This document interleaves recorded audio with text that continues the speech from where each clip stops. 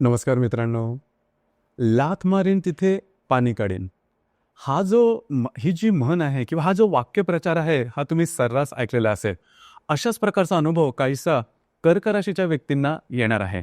अर्थात हा जो संपूर्ण महिना आहे म्हणजेच एप्रिल 2025चा संपूर्ण महिना हा कर्क राशीसाठी अतिशय उत्तम आणि शुभफलदायी असा जाणार आहे. खास करून तुमच्या राशीमध्ये भ्रमण करणारा जो शनी आहे, जो की तुमच्या अष्टमात भ्रमण करत होता, तर साधारणतः गेल्या 2.5 वर्षामध्ये लघु साडेसातीसारखे काही अनुभव तुम्हाला आलेले असेल. परंतु या महिन्यापासून हा जो शनी आहे, शनी तुमच्या भाग्यस्थानात भ्रमण करणार आहे पुढे येणाऱ्या जवळजवळ 2.5 वर्षापर्यंत. अर्थात त्याचे जे प्रभाव परिणाम नेमके कशा प्रकारचे असेल या संदर्भातले आपण स्वतंत्र व्हिडिओ तयार केलेलेच आहेत. दुसरी महत्त्वाची गोष्ट म्हणजे तुमच्या राशीचा जो भाग्यशाही गुरु हा तुमच्या लाभस्थानामध्ये अतिशय शुभफलदायी अशा स्थानामध्ये भ्रमण करतो आहे. आणि महत्त्वाचं म्हणजे गेल्या 3-4 महिन्यापासून जे काय त्रास, जे काय टेन्शन, स्ट्रेस तुम्ही सहन केलेले होते, ते या महिन्याच्या साधारण 4-5 तारखेपासून पूर्णपणे नाहीसे होणार आहेत. उलट पक्षी तुम्हाला त्याचे काही चांगले लाभ निश्चित मिळणार आहेत. ज्या सर्व 12 राशी आहेत, त्या सर्व 12 राशींसाठी 12 राशींपैकी सगळ्यात उत्तम अशी ही रास कर्क रास या एप्रिल महिन्यामध्ये तुम्हाला त्याचे अनुभव येणार आहेत. तर तयार राहा. अशा कोणत्या गोष्टी आहेत की ज्यासाठी तुम्ही पूर्णपणे जोरदारपर्यंत प्रयत्न करू शकता. अशा कोणत्याही गोष्टी की ज्या तुम्हाला अनुभव आले, त्याच्या सर्व संदर्भातली खुलासेवर चर्चा आपण या व्हिडिओमध्ये करणार आहोत.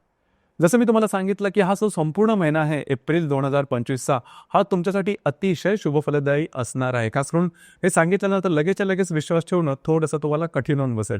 कारण गेल्या 2.5 वर्षाचा हा इतिहास आहे किंवा 2.5 वर्षाचा जो अनुभव आहे हा नेमका वेगळा सांगतो. म्हणजे तुम्ही प्रयत्न भरपूर केले होते आणि तुमची जी रास आहे ही प्रयत्न करण्यामध्ये किंवा कष्ट करण्यामध्ये मागे पडणारी रास नाही. प्रयत्न केले होते परंतु त्याचे रिझल्ट्स तुम्हाला अपेक्षित असे आलेले नव्हते. उलट पक्षी समोरच्या व्यक्तीच तुमच्याबरोबर थोड्याशा वेगळ्याच वागत होत्या. त्याच्यामुळे आपल्याकडून काही चांगलं होईल का किंवा आपलं काही चांगलं होईल का याच्यावर तर तुमचा विश्वासच उडालेला असेल. म्हणूनच मी आता जे काय सांगतोय त्याच्यावरती तुमचा विश्वास असा बसणार नाही, परंतु या महिन्याच्या शेवटी तुम्हाला निश्चित याचा अनुभव येणार आहे. तर सगळ्यात पहिल्यांदा आपण जाणून घेऊ की तुमचं जे स्वास्थ्य आहे मानसिक किंवा शारीरिक हे नेमकं कशा प्रकारचं असेल. जसं की तुमच्या राशीमध्ये व्ययस्थानाचा जो मंगळ आहे हा तुमच्याच राशीमध्ये येणार आहे दिनांक 3 तारखेनंतर. मंगळ जो ग्रह आहे हा मंगळ ग्रह कर्क राशीचा अत्यंत शुभफलदायी अशा प्रकारचा ग्रह आहे. तो तुमचा पंचमेश आहे, दशमेश आहे किंवा कर्मेश आहे, जो की तुमच्याच राशीमध्ये भ्रमण करणार आहे. राशीचा जो षष्ठेश आहे गुरु, जो की लाभस्थानामध्ये भ्रमण करणार आहे, करतो आहे आणि तो मार्गस्थ आहे. आणि राशीचा जो अष्टमेश आहे शनी, जो की तुमच्या भाग्यस्थानामध्ये भ्रमण करणार आहे. एकंदरीत सांगायचं झालं तर हे जे सगळे ग्रहयोग आहेत हे तुमच्यासाठी अतिशय उत्तम अशा प्रकारचे असणार आहेत. खास करून तुमचं जे शरीर स्वास्थ्य आहे ते अतिशय उत्तम असणार आहे. तुम्ही बऱ्याच प्रमाणात ॲक्टिव्ह असणार आहे. जी कामं हाती घ्याल ती अगदी सहजपणे पूर्ण करून दाखवाल. कामाचा जोर जबरदस्त हा जोर जो आहे तो जबरदस्त असेल. जे मी सुरुवातीला सांगितलं की लाथ मारेन तिथे पाणी करेल, अशाच प्रकारचा काय अनुभव येणार आहे. म्हणजे जी कामं तुम्ही हाती घ्याल ती सहजपणे पूर्ण कराल.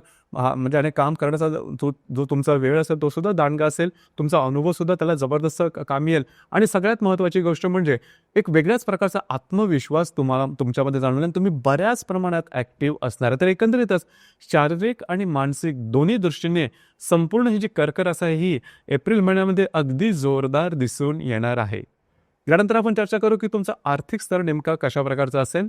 जसं की तुमच्या राशीचा जो धनेश आहे रवी, जो की तुमच्या भाग्यस्थानामध्ये भ्रमण करतोय आणि दिनांक 14 तारखेनंतर हा स्वतःच्या उच्च राशीमध्ये तुमच्या दशम स्थानामध्ये येणार आहे. याचप्रमाणे राशीचा जो पंचमेश आहे मंगळ, हा सुद्धा तुमच्या राशीमध्ये येणार आहे दिनांक 3 तारखेनंतर.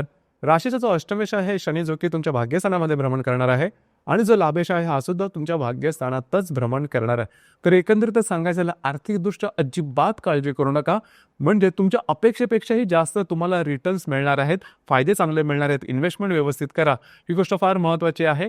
आणि तुम्ही जे जे काय काम केलेलं असेल किंवा याच्या आधीसुद्धा जे तुमचे अडकलेले पैसे असतील किंवा अडकलेले जे लाभ असतील ते तुम्हाला या महिन्यामध्ये पूर्णपणे खुले होणार आहेत किंवा या महिन्यामध्ये अगदी व्यवस्थितपणे मिळणार. ते एकत्रितच सांगायचं झालं तर हा जो संपूर्ण महिना, हा संपूर्ण महिना आर्थिकदृष्ट्या सुद्धा तुम्हाला अतिशय उत्तम असणार. खास करून शेअर मार्केटमध्ये जर का तुम्ही ट्रेड करत असाल तर गेल्या साधारण 4-5 महिन्यामध्ये गोष्टी काही बरोबर नव्हत्या. म्हणजे तळ्यात मिळत आपण ज्याला म्हणतो तशा प्रकारचा काय अनुभव तुम्हाला आलेला असेल. म्हणजे तुम्ही इन्व्हेस्टमेंट करा ती नेमकी ब्लॉक व्हावी किंवा तुम्ही इन्व्हेस्टमेंट काढून घेतल्यानंतर मार्केटवर जावं, अशा प्रकारचे काही अनुभव तुम्ही घेतलेले असतील तर साधारण काळजी करू नका.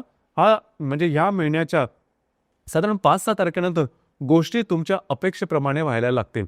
याचप्रमाणे गृहसौख्याबद्दल सांगायचं झालं तर गेल्या साधारण एखाद महिन्यामध्ये घरातल्या ज्या व्यक्ती होत्या, खास करून ज्या स्त्री वर्ग होता, त्यांच्या आरोग्याच्या संदर्भातले काही त्रास तुम्ही अनुभवलेले असेल. काळजी करू नका. या महिन्याच्या साधारण 15-16 तारखेनंतर गोष्टी बऱ्याचशा सोप्या होतील.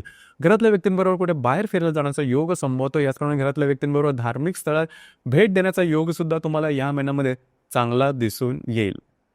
याचप्रमाणे जर तुम्ही कोणाच्या रिलेशनशिपमध्ये असाल, दोघांमधील नातेसंबंध सुमधुर अशा प्रकारचे दिसून येतील. गेल्या 4-5 महिन्यामध्ये गोष्टी थोड्याशा वेगळ्या होत्या, त्या टोकाच्या होत्या, त्या कधी तुम्हाला वाटलं पण असेल की ब्रेकअप तर होणार नाही ना, तर अशा प्रकारचे काय अनुभव तुम्हाला आलेले असेल, काळजी करू नका. या महिन्यात गोष्टी बऱ्याचशा तुमच्या अपेक्षेप्रमाणे होणार आहेत. त्यामुळे अजिबात काळजी करू नका. तुम्ही घेतलेले निर्णय अगदी अचूक ठरणार आहे. जर तुम्हाला नवीन रिलेशनशिप बनवायची असेल तरी सुद्धा हा संपूर्ण महिना तुमच्यासाठी अतिशय शुभफलदायी असाच असणार आहे. याचप्रमाणे ज्या गर्भवती महिला आहेत त्यांच्यासाठी सुद्धा हा कालावधी अतिशय चांगला असणार आहे, काळजी करू नका. जे विद्यार्थी वर्ग आहेत त्यांच्यासाठी सुद्धा कालावधी तर अतिशय उत्तम आहे, परंतु एफर्ट तर द्यायला हवे. तुम्ही केलेल्या प्रयत्नांना योग्य तो प्रतिसाद दिला जाईल किंवा योग्य ते रिझल्ट्स तुमच्या अपेक्षेप्रमाणे किंवा कधी कधी अपेक्षेपेक्षा चांगलेही तुम्हाला रिझल्ट्स याचे दिसून येतील. वैवाहिक जीवनाबद्दल सांगायचं झालं तर खास करून तुमचा जो वैवाहिक जीवनाचा जो कालावधी, वैवाहिक जीवनाबद्दलचा जो तुमचा अनुभव गेल्या 2-2.5 वर्षांमध्ये काही ठीक नव्हता, म्हणजे वैवाहिक जोडीदार वादविवाद होणं, त्यांच्यावर वादविवाद टोकाचे होणं किंवा त्यांच्या आरोग्याच्या संदर्भातले त्रास होणं, अशा प्रकारचे बरेचसे अनुभव तुम्ही घेतलेले असतील. या महिन्यामध्ये याच्यातून तुम्ही संपूर्णपणे बाहेर येणार आहात किंवा येणाऱ्या जवळजवळ 2-2.5 वर्षांमध्ये तुमच्यामध्ये आणि वैवाहिक जोडीदारामध्ये नातेसंबंध अतिशय सुमधुर अशा प्रकारचे दिसून येतील. वैवाहिक जोडीदारावर बऱ्याच वेळा बाहेर फिरला जाण्याचा योग सुद्धा संभवतो. अशा प्रकारचे काय अनुभव किंवा अशा प्रकारच्या काही गोष्टी आपण वेगळ्या व्हिडिओमध्ये केलेल्याच आहेत. कर्क राशीच्या बाबतीमध्ये की शनीचं जे परिवर्तन मीन राशीत होणार आहे कशा प्रकारचं, त्याबद्दल स्वतंत्र व्हिडिओ आहे. परंतु या संपूर्ण महिन्यामध्ये सुद्धा तुम्हाला अशाच प्रकारचे काय अनुभव चांगले येणार आहेत. याचप्रमाणे थोडंसं तुम्ही तुमचे जे वैवाहिक जोडीदार आहे त्यांच्यावर थोडंसं डॉमिनेट झाल्यासारखं वाटेल, म्हणजे तुम्ही त्यांच्यावरती वरचढ होत आहे की काय, खरं तर तुम्ही होत नाही, परंतु या संदर्भात म्हणजे ह्या महिन्यामध्ये तशा प्रकारचे काही अनुभव येणार. तुमचा कॉन्फिडन्सच या महिन्यात जबरदस्त असणार आहे. त्याचप्रमाणे वैवाहिक जोडीदाराच्या आरोग्याच्या संदर्भातले काही 2-2.5 महिन्यामध्ये जे काही त्रास तुम्ही बघितलेले असतील ते या महिन्यामध्ये संपूर्णपणे नाहीसे झाल्यासारखे जाणवतील किंवा नाहीसे होतीलच. यासोबत जे तुमचं कार्यक्षेत्र असेल त्या संदर्भामध्ये सुद्धा गेल्या 4-5 महिन्यांमध्ये बऱ्याच प्रमाणात फिरणं वगैरे तुमचं झालेलं असेल, तुम्ही केलेल्या कामाला तुमच्या अपेक्षेप्रमाणे रिझल्ट आलेले नसेल, या महिन्यामध्ये गोष्टी तुम्ही स्वतःच्या हाती घ्याल. आणि सगळ्यात महत्त्वाचं म्हणजे जे तुम्ही काम केलेलं असेल किंवा जे तुम्ही काम याच्या आधी केलेलं असेल ते लोकांसमोर येईल, समाजासमोर येईल, तुमच्या कामाचं ॲप्रिसिएशन होईल, वाहवा होईल. सहकर्मी आणि तुमचे जे वरिष्ठ असेल त्यांच्याकडे सुद्धा तुमच्या कामाचं कौतुक होईल. तुम्हाला तुमच्या कामाच्या संदर्भात तुम्हाला वेगवेगळ्या प्रकारचे काही ऑपॉर्च्युनिटी सुद्धा संधी येतील की ज्या सकारात्मक असतील. लक्षात घ्या, या संपूर्ण कालावधीमध्ये जसं लक्षात मी सुरुवातीपासूनच सांगतो आहे की हा संपूर्ण कालावधी तुमच्यासाठी अतिशय उत्तम असणार आहे. आणि त्याच वेळेला होतं की आपला कालावधी चांगला असतो तर थोडंसं आपण लेझी होऊन जातो, थोडासा आळशीपणा येतो आणि बघू करू, कारण गोष्टी सगळ्या व्यवस्थित चाललेल्या असतात. पण हे पूर्णपणे चूक आहे.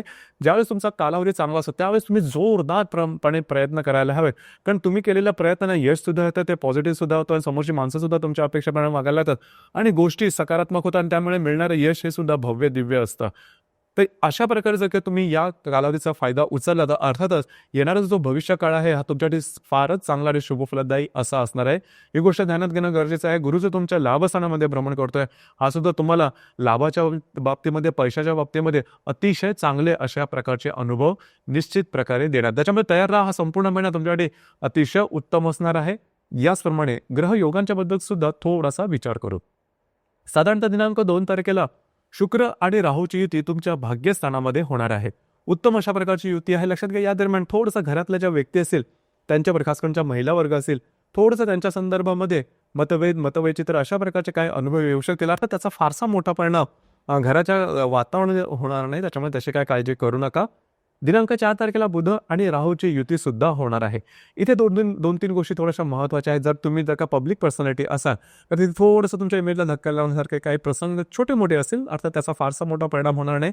याचप्रमाणे कागदोपत्री व्यवहार, कमिटमेंट, प्रॉमिसेस या संदर्भात थोडीशी काळजी घ्यायला हवी. दिनांक 5 तारखेला होणारा मंगळ आणि शनी चा जो त्रिकोणी योग आहे हा अतिशय शुभफलदायी असाच असणार आहे. तुम्ही बऱ्याच प्रमाणात ऍक्टिव्ह असणार आहात, वेगवेगळ्या प्रकारची कामं हाती घेणार आहेत आणि तुमची जी कामं होत नाहीत, जी कामं अडकलेली आहेत ती कामं या दरम्यान अगदी सहजपणे पूर्ण होताना दिसेल, जी की खूप महत्त्वाची आहेत. याचमुळे फिरणे वगैरे जास्त होईल आणि धार्मिक स्थळाला भेटीगाठी देणं हा प्रकार तर निश्चित होईल. काळजी करू नका. वैवाहिक जोडीदाराचे नातेसंबंध सुद्धा अतिशय सुमधुर अशा प्रकारचे दिसून येतील. दिनांक 6 तारखेला मंगळ आणि शुक्राचा त्रिकोण योग होणार आहे. अतिशय उत्तम अशा प्रकारचा हा सुद्धा योग होणार आहे. घरातल्या व्यक्तींबरोबरच्या नातेसंबंध सुधारतील, घरामध्ये काही नवीन चीज वस्तू वगैरे येतील आणि तुमचा मूड या दरम्यान अतिशय चांगला असणार आहे.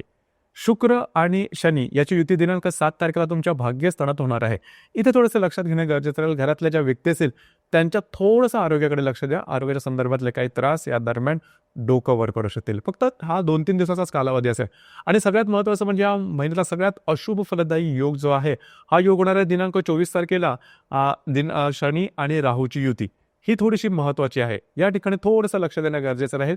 खास करून वैवाहिक जोडीदार आणि तुमच्यामध्ये गैरसमज होणार नाहीत याकडे थोडंसं लक्ष देणं गरजेचं राहील. थोडंसं मिसअंडरस्टँडिंग वगैरे होईल आणि त्याचा अनुभव हा जवळजवळ 2-3 दिवसापर्यंत राहील. तर मिसअंडरस्टँडिंग होणार नाहीत, गोष्टी टोकाच्या होणार नाहीत. या गोष्टीकडे थोडंसं लक्ष देणं महत्त्वपूर्ण राहील. या महिन्याची जी पौर्णिमा आहे, हनुमान जयंती आहे त्या दिवशी, ती असणार आहे दिनांक 12 तारखेला आणि जी अमावास्या आहे ती असणार आहे दिनांक 27 तारखेला.